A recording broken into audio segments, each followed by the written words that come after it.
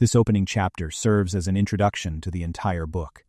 It establishes the source, purpose, and authority of the revelation, then presents a dramatic vision of the risen Jesus Christ. The book is called Apocalypsis, Revelation, Unveiling, from Jesus Christ. God gave it to Jesus. Jesus sent it via an angel to John, to the servants of God. It emphasizes that these events must soon take place and that the time is near. A blessing is pronounced on those who read, hear, and obey the prophecy. John writes to the 7 churches in Asia, modern-day Western Turkey. Grace and peace come from God the Father, who is, and who was, and who is to come. The 7 spirits before his throne, often understood as the Holy Spirit in fullness, and Jesus Christ, faithful witness, firstborn from the dead, ruler of earthly kings. A powerful doxology praises Jesus for loving us, freeing us from sins by his blood, and making us a kingdom of priests. Then comes a prophetic announcement of Christ's return, combining Daniel 7 and Zechariah 12, followed by God declaring himself the Alpha and Omega, the Almighty.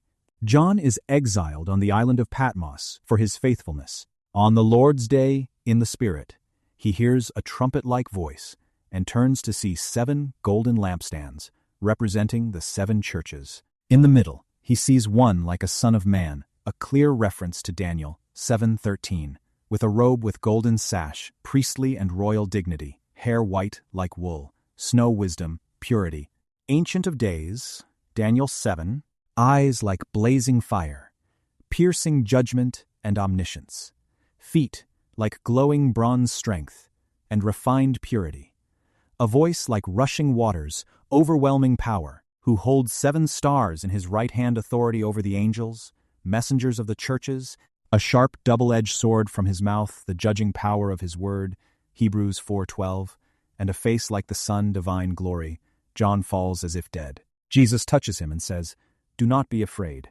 I am the first and the last. I am the living one. I was dead, and now look, I am alive forever and ever, and I hold the keys of death and Hades." Jesus tells John to write what you have seen, the vision, what is now, the present situation of the churches, and what will take place later, future events. He explains the mystery. The 7 stars equals angels divided by messengers of the 7 churches. The 7 lampstands equals the 7 churches. Revelation is from God.